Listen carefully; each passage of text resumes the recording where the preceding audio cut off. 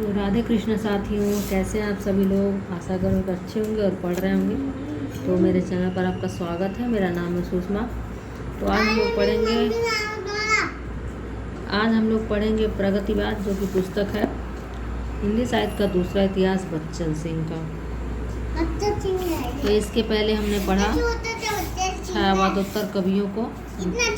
इसमें थे हरिवंश राय बच्चन, तो विप्लव गांधीवाद और पढ़क रचनाएं से थे माखनलाल चतुर्वेदी, सियाराम शरण गुप्त, बालकृष्ण शर्मा नवीन, भगवती चरण वर्मा, सुभद्रा कुमारी चौहान, रामधारी सिंह दिनकर और नरेंद्र शर्मा और रामेश्वर शुक्लांचल। तो इसके इन लोगों के बाद शुरू होता है क्या, प्रगतिवाद। ये लोग छायावाद उत्तर में आते हैं। प्रगतिवाद के विषय में पढ़ते हैं। तो सबसे पहले अगर आप नए हैं तो प्लीज़ चैनल को सब्सक्राइब कर लें और वीडियो को ज़रूर पूरा देखें।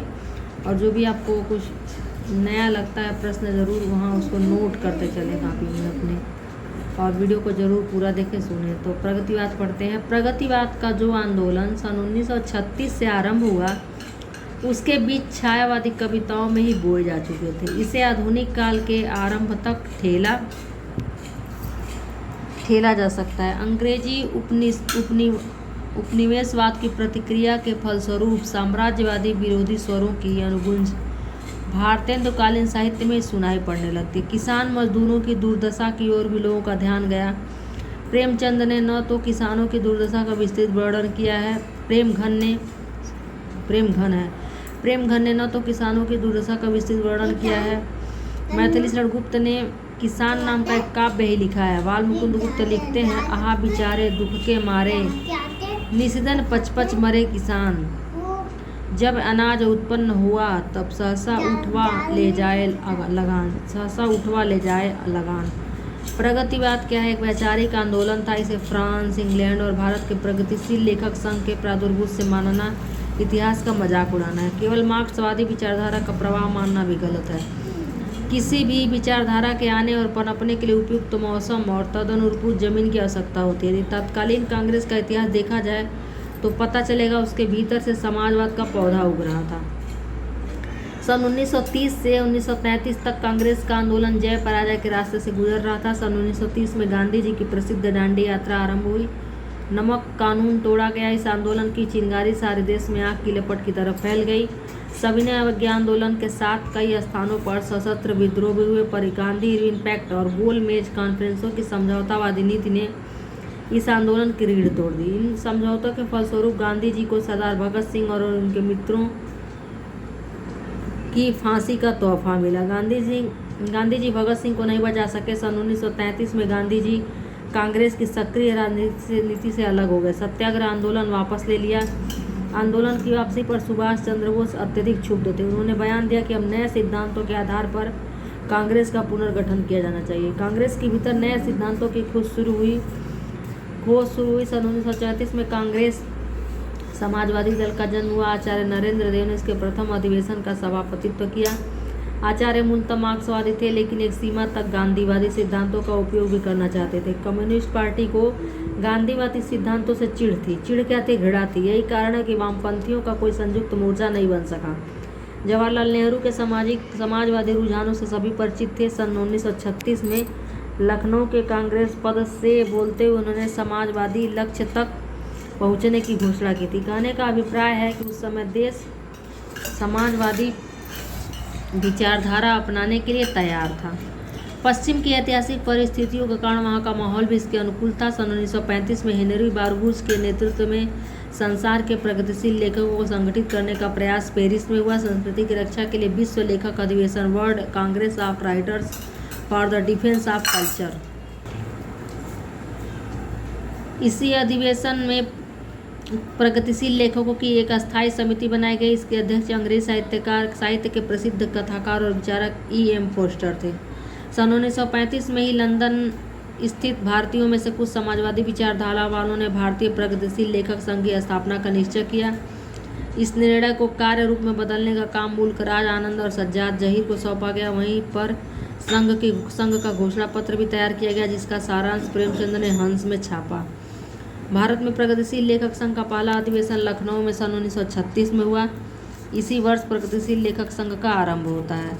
छायावादी कवियों में निराला प्रगतिशील लेखक संघ से संबंध नहीं हुए, पर उनसे बड़ा प्रगतिशील लेखक कौन होगा। उनकी प्रसिद्ध कविता तोड़ती पत्थर 1937 में प्रकाशित हुई। इस पर प्रगतिशील आंदोलन का प्रत्यक्ष न सही परोक्ष प्रभाव देखा जा सकता है। इस वर्ष प्रसाद का लेख यथार्थवाद और छायावाद छपा। इसमें यथार्थवाद प्रगतिवाद से आया है। भगवती चरण वर्मा विचारों से प्रतिक्रियावादी और भाग्यवाद से समर्थक थे, लेकिन 1939 में उनकी एक प्रसिद्ध प्रगतिवादी कविता चरमर चूं चरर मरर जा चल रही भैंस गाड़ी छपी। जादू वह जो सिर पर चढ़कर बोले। प्रगतिशील लेखक संघ में प्रगतिवाद कब घुस गया, निश्चित रूप से नहीं कहा जा सकता। प्रेमचंद के अध्यक्षीय भाषण 1936 में प्रगतिवाद शब्द का प्रयोग नहीं है। शिवदान सिंह चौहान के विशाल भारत में प्रकाशित एक लेख भारत में प्रगतिशील साहित्य की आवश्यकता 1937 में मार्क्सवादी सिद्धांतों की चर्चा है, पर प्रगतिवाद की नहीं। प्रगतिशील लेखक संघ के किसी भी घोषणा पत्र में इसका उल्लेख नहीं है। सन 1938 में पंत जी के संपादकत्व में रूपाब का प्रकाशन हुआ। इसको नोट कर लें कि रूपाब पत्रिका का प्रकाशन 1938 में हुआ और इसके संपादक कौन थे, तो पंत थे। इससे क्या याद होता चलेगा। प्रगतिशील यह क्या है, प्रगतिशील विचारधारा का पत्र था। कितने इसमें भी प्रगतिवाद शब्द नहीं आ पाया है। सन 1940 में हिंदी साहित्य सम्मेलन के पूना अधिवेशन में नंद दुलारे वाजपेयी ने इसी विषय पर भाषण दिया था। उस भाषण में भी यह शब्द अनुपस्थित है। सन 1942 में मुक्तिबोध का एक लेख प्रगतिवाद एक दृष्टि आगामी कल में प्रकाशित हुआ। तार सप्तक 1943 के अपने वक्तव्य पर प्रभाकर माचवे ने भी प्रगतिवाद का उल्लेख किया। स्पष्ट है कि 1942 के पहले प्रगतिशील साहित्य की आलोचना में मार्क्सवादी सिद्धांतों की जकड़बंदी का प्रवेश हो चुका था। मुक्तिबोध ने अपने लेख में इसके सैनिक रूप का उल्लेख किया है। वे इस आंदोलन की शिविरबद्धता को देखते हुए इसकी सेना में शामिल नहीं हुए। सन 1960 में सुमिंदरानंद पंत पर एक लेख लिखते हुए उन्होंने अपने को प्रयोगवादी कहा है, तो इसको ज़रूर नोट करें। किस यहाँ से है। सन 1942 में प्रगतिशील साहित्य की आलोचना में मार्क्सवादी सिद्धांतों की जकड़बंदी का प्रवेश हो चुका। तो मुक्तिबोध ने अपने लेख में इसके सैनिक रूप का उल्लेख किया है। वे इस आंदोलन की शिविरबद्धता को देखते हुए इसकी सेना में शामिल नहीं हुए। 1960 में सुमिंदरानंद पंत पर एक लेख लिखते हुए उन्होंने अपने को प्रयोगवादी कहा। यद्यपि उनसे बढ़कर प्रगतिवादी कवि कौन हो सकता है। तो मुक्तिबोध ने अपने को क्या है 1960 में जो पंत पर लेख लिख रहा था उस पर उन्होंने कहा कि हम प्रयोगवादी हैं। पंत जी 1937-38 में प्रगतिशील रचनाएं लिखने लगे थे। इनका संग्रह युगवाणी में हुआ है। तो सबसे पहली पत्रिका जो आई 1938 में रूपाब, और इनकी जो प्रगतिवाद का जो पहला रचना था काव्य संग्रह था वह था युगवाणी। ग्राम्य फिर आई, संग्रह युगवाणी में हुआ। जीवन संघर्षण देता सुख लगता ललाम उसकी कविता है। ग्राम्य 1940 पर भी इस आंदोलन का स्पष्ट प्रभाव है। इसमें ग्राम्य जीवन के प्रति वैचारिक सहानुभूति व्यक्त की गई। इस धारा को रोकने का प्रयास भी कम नहीं हुआ। 1938-39 में अज्ञेय विशाल भारत के संपादक हुए। इसके माध्यम से उन्होंने इसका विरोध करना आरंभ कर दिया। यद्यपि 1947 तक वे इसकी गोष्ठियों में सम्मिलित होते रहे। भगवती चरण वर्मा भी विचार पत्र के माध्यम से इसका विरोध करने लगे। इलाचंद जोशी और प्रयाग का परिमल भी इनके विरोध में थे। सन 1942 में अंग्रेजी साम्राज्यवाद के विरुद्ध देश में जो आंदोलन हुआ, कम्युनिस्ट पार्टी ने उनका साथ नहीं दिया। फलतः वह देश की मुख्य धारा से कट गए। इसका प्रभाव प्रगतिशील आंदोलन पर भी पड़ा। यद्यपि इप्टा भारतीय जन नाट्य संघ 1943 के माध्यम से फांसीवाद के विरुद्ध जन जागरण की मशाल जलाई गई, फिर भी 1951 तक यह आंदोलन बिखर गया। इस बिखराव का संकेत 1950 में लिखे गए रामविलास शर्मा के एक नोट में मिलता है। हम में से कई लोग साहित्य में प्रगतिवाद नामक धारा का प्रतिपादन करने लगे। समकालीन साहित्य की अन्य सभी धाराएं इससे बाहर कर दी गई थी। सभी देशभक्त लेखकों का संगठन बनने के बदले वह अनेक धाराओं में केवल एक धारा का प्रतिनिधि बना। उन्होंने एक दूसरा संगठन अखिल भारतीय जनवादी लेखक संघ बनाने का सुझाव दिया। अब इस नाम का एक संगठन बन गया है, किंतु यह अपनी एकांगिकता और कट्टरता में प्रगतिशील लेखक संघ से मीलों आगे है। जैसा कि शर्मा जी ने अपने उक्त उद्धरण में प्रगतिवाद की संकीर्णता का उल्लेख किया है। वह प्रगतिवादी कवियों की नामावली से स्पष्ट है। प्रगतिवाद के तीन कवि जैसे ढाक के तीन पात, नागार्जुन, केदारनाथ अग्रवाल और त्रिलोचन को तो कृपांक देकर उस श्रेणी में डाला गया है। असली प्रगतिवादी तो दो ही हैं, नागार्जुन और केदारनाथ अग्रवाल। इन दोनों को लेकर आलोचकों में ठन गई। जिस काव्य आंदोलन में दो ही कवि हों, उसकी संकीर्णता स्वतः सिद्ध है। इस आंदोलन से इतना लाभ अवश्य हुआ कि लेखकों में विशिष्ट सामाजिक चेतना उत्पन्न हुई। तो पहले लेखक को पढ़ते हैं नागार्जुन का जन्म 1911 में हुआ है। जन्मना कवि, प्रकृत्या घुमक्कड़ और विचारतः मूलतः मार्क्सवादी। तो जन्मना कवि, प्रकृत्या घुमक्कड़ और विचारतः मूलतः मार्क्सवादी। कविता के लिए कोई भी विषय हो सकता है। लालू साहू, नेवला, कटहल, घुमक्कड़ ऐसे कि कभी यहाँ कभी वहाँ। मूलतः मार्क्सवादी, किंतु वे उसके बाहर भी झांक लेते हैं। अंग्रेजी स्कूल, कॉलेज, विश्वविद्यालय से कोई सरोकार नहीं। कुछ दिन काशी में रहकर संस्कृत की पढ़ाई अवश्य की। ठेठी देसी संस्कार उन्होंने पश्चिमी प्रभाव से बचाए रखा है। इस अर्थ में संभवतः वे अकेले हैं। महात्मा गांधी के अहिंसा सिद्धांत और हृदय परिवर्तन में उन्हें आस्था न थी, किंतु उनकी मृत्यु पर श्रद्धांजलि देते हुए उन्होंने लिखा, व्यक्ति के मंदिर में विद्यमान हो, निविड़ तिमिर में देव तुम्हें जाजल्यमान हो। धाकचो खोखेन वही चे गांधी महात्मा में उनके प्रति आदर व्यक्त किया गया है। जयप्रकाश नारायण के संपूर्ण क्रांति आंदोलन में सक्रिय योग देने के कारण उन्हें जेल यात्रा करनी पड़ी, किंतु उसी क्रांति को नागार्जुन ने खिचड़ी विप्लव और संपूर्ण भ्रांति कहा। तो इसको नोट कर लें। सन 1962 में चीनी आक्रमण के समय कम्युनिस्टों की नीतियों से सहमत न होकर उनसे अलग हो गए, किंतु किसान मजदूरों के पक्षधरता को कभी आँच न आई। कवि की घोषणा है, प्रतिबद्ध हूँ, संबद्ध हूँ, आबद्ध हूँ। उसकी प्रतिबद्धता बहुजन समाज कल्याण के लिए तो है ही, अपने आप को व्यामोह से उबारने की खातिर भी है। कोई ऐसी वस्तु नहीं है जिससे वह संबंध न हो। राग से, द्वेष से, आस्था से, अनास्था से वह आबद्ध है। स्वजन परिजन के प्यार के डोर से, प्रियजनों के पलकों की कोर से, तीसरी चौथी पीढ़ी के दंतुरित शिशुसुलभ भास में यह आबद्ध कविताएं अत्यधिक संयमित, सरस और मर्मस्पर्शी हैं। सब मिलाकर उनके 20 काव्य संग्रह प्रकाशित हो चुके हैं। उनमें से बहुत सारी ऐसी कविताएं भी हैं जो सपाट, उबड़ खाबड़, दलीय और पोस्टरी हैं। इसके कारण नागार्जुन के मूल्यांकन में बाधा पहुंचती नहीं है। इतनी अत्यल्पजीवी कविताओं के अतिरिक्त उन्होंने दीर्घजीवी कविताएं भी लिखी हैं। उनकी कविताओं को छांट कर एक छोटा सा काव्य संग्रह भी निकला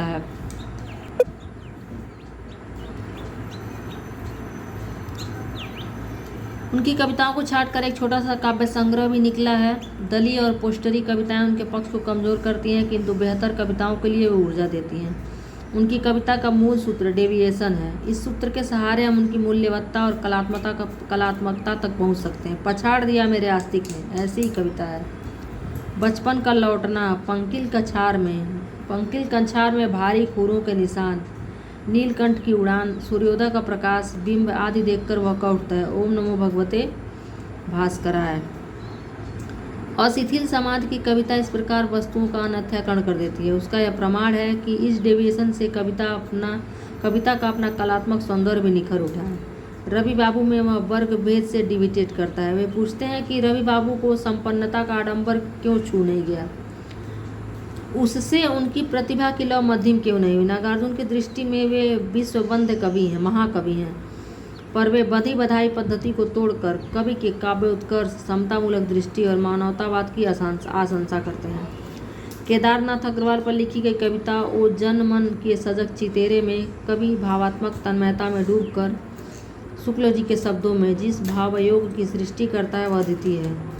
परिजन से आबद्ध ऐसी कविता दूसरी नहीं है। ग्राम लय, ताल पर थिरकती बुंदेलखंडी संस्कृति और धरती में रंगी आत्मीयता के सराबोर बीच बीच में सधे बिंब कविता में जान डाल लेते हैं। नीलम की उजली घाटी में श्वेत कमल कानन। केदारनाथ अग्रवाल पर लिखी गई कविता ओ जनमन के सजग चितेरे में कवि भावनात्मक तन्मयता में डूबकर शुक्ल जी के शब्दों में जिस भावायोग की सृष्टि करता है वह अद्वितीय है। परिजन से आबद्ध है ऐसी कविता दूसरी नहीं है। ग्राम लय ताल पर थिरकती बुंदेलखंडी संस्कृति और धरती में रंगी आत्मीयता से सराबोर, बीच बीच में सधे बिंब कविता में जान डाल देते हैं। उज्जैन मन के सजग चितेरे, नीलम की उजली घाटी में श्वेत कमल कानन है बांधा। स्वयं केदार को बुंदेलखंडी संस्कृति और किसानी बिंबों से साकार करते हैं।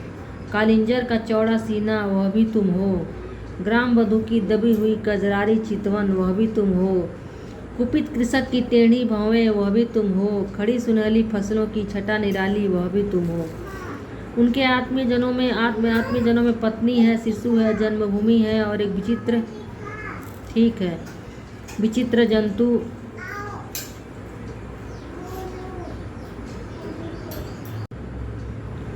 उनके आत्मीयजनों में पत्नी है, शिशु है, जन्मभूमि है और विचित्र जंतु है नेवला। सिंदूर तिलकित भाल में वे पत्नी के साथ गांव के पूरे परिवेश को याद करते हैं। याद आते स्वजन जिनकी स्नेह से भीगी अमृतमय आँख, स्मृति विहंगम की कभी थकने न देती पाँख। याद आता मुझे अपना वह तरौनी ग्राम, याद आती वे लीचियाँ वे आम, याद आते मुझे मिथिला के रुचिर भूभाग, याद आते धान, याद आते कमल कूदनी और तालम खान। गुलाबी चूड़ियाँ वात्सल्य का नमूना है तो तन गए ऋण यह तुम थी प्रेम कविताएं हैं। दोनों तरह की कविताएं पारंपरिक वात्सल्य और प्रेम वर्णन से भिन्न हैं। वह तुम थी में वे लिखते हैं कर गई चाक तिमिर का सीना, जोत की फांक यह तुम थी। अचानक उमगी डालों की संधि में छरहरी टहनी, पोर पोर में गसे थे टूसे यह तुम थी। इस प्रेम में जनपदीय जीवन और उसकी ताजगी दोनों है। जोत की फांक टूसे भादों की तलैया कोई किसान कभी कह सकता है। नेवला जैसे नाचीज जानवर के प्रति जेल खाने के बंदियों की आत्मीयता देखते ही बनती है। जेल जीवन का नीरस और एकांत परिवेश नेवले की उछलकूद और जिजीविषा से रसाद्र होता है। अपनी जमूरा शैली और बदगही के कारण पूरा प्रसंग नाटकीय हो जाता है। जनपदीय मौसम ऋतुचक्र, पेड़ पौधे, फूल फल उनकी चेतना में ऐसे रचे बसे हैं जैसे धमनियों में दौड़ने वाला खून।